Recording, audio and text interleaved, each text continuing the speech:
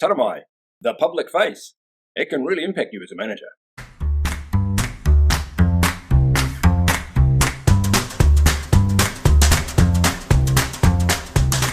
Quite often, when we're trying to develop a team, public face is what we're up against. We all have a public and a private face, and what we get as a public face is the same as everybody else. It's normalized.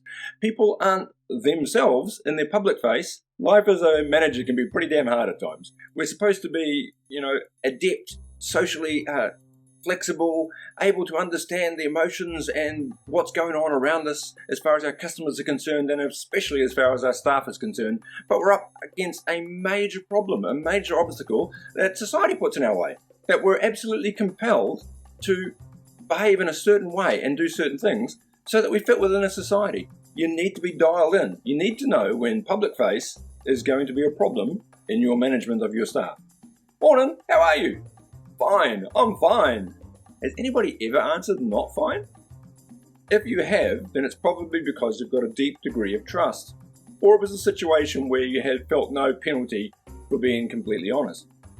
But in the Western world, we tend to treat this as if it's something that's not on the surface, it's under the surface. We pretend it doesn't happen, and that doesn't give us a framework to deal with it. Now, if you're in Japan, where they really have a public and a private face, they've actually labelled it, and there's a structure, and it's known, it's part of the language.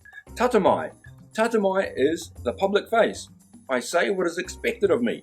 Tatamae. A lot of your staff will say what is expected of them. Tatamae. What you want to get to is what the Japanese call hone. The inside voice, or the truth. How I really feel. Tatamae and hone is a wonderful language construct that allows you to actually talk about the things that we sort of just hide away in the background. And they can be really difficult to get past as a manager. So you might say, well, why don't we just be honest? Well, we sort of have a lot of difficulty with honesty. That may seem strange because I believe most of us are pretty damn honest, to be honest. Honesty is an essential ingredient of a society, and we're all societal creatures.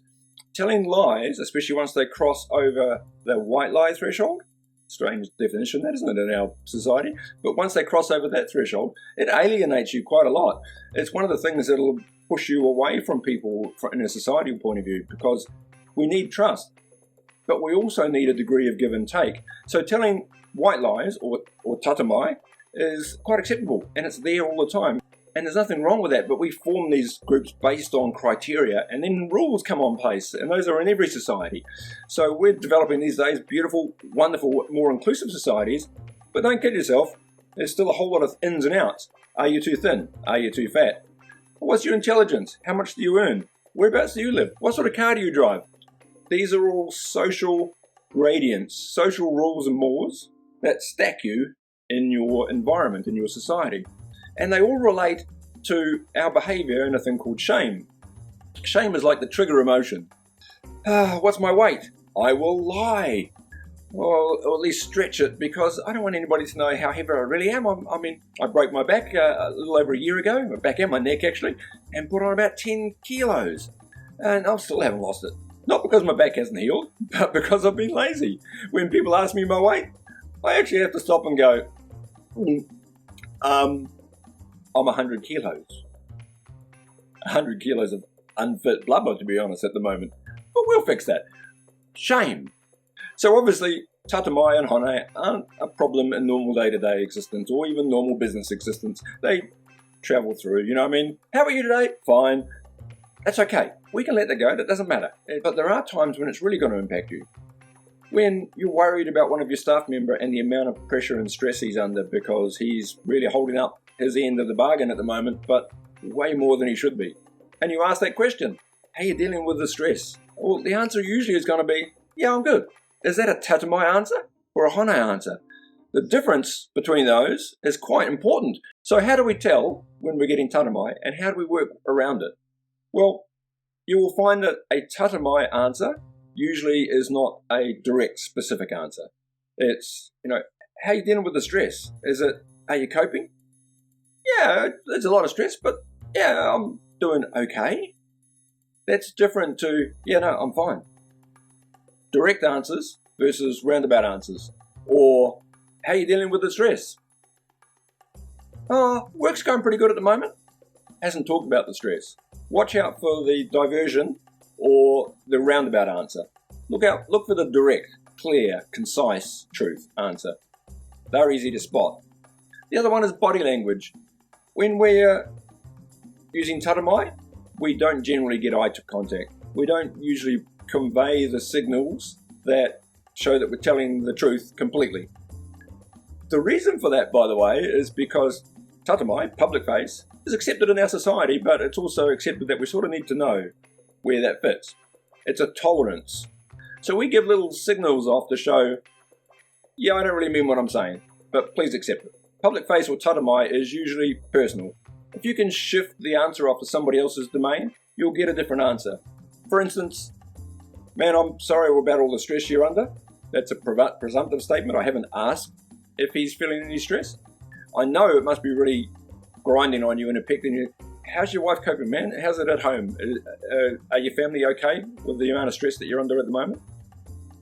That allows the person to answer in the context of their family. And there isn't a lot of public face involved in that, especially when the family's not involved in the business. They're not the ones being exposed. By far, the biggest thing you can do to impact whether you're getting public face or private face is to create an environment, create a culture that allows trust and allows your staff members to feel really safe. Building a culture that's safe is the best thing you can do to avoid the Tatamae situation. The opposite is true as well. If you build a culture where it doesn't feel safe, emotionally safe for your staff members, and I know this sounds airy-fairy, it's not, it's just part of how we work as a society. If you build a culture where you are removed, abstracted from your staff, it's a master reportee type relationship, then Tatamae is going to be a major problem for you because it's going to come all the time. So how do you build a safe culture? We protect our hone very much until we feel safe.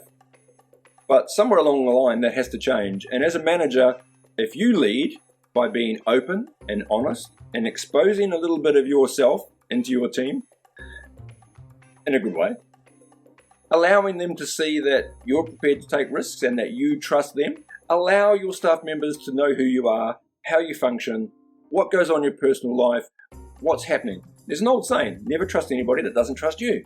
And it sort of rings true in the back of our heads all the time. So be the first one to step over that bridge. Those areas where you're worried about how you're going to be judged as a manager, those areas that maybe spark a little bit of shame in being exposed, are probably the ones you need to look at whether you should perhaps expose those. Because, trust me, the more trust you build, the more vulnerable you are, and the more you overcome your own shame within the community of your staff, the more they will trust you and the less Tatamae will be a problem for you. To close this off, a lovely quote from one of my mentors from years ago, which goes simply like this: from the courage of your vulnerability with your staff will come the generosity of their patronage of spirit. Good luck out there.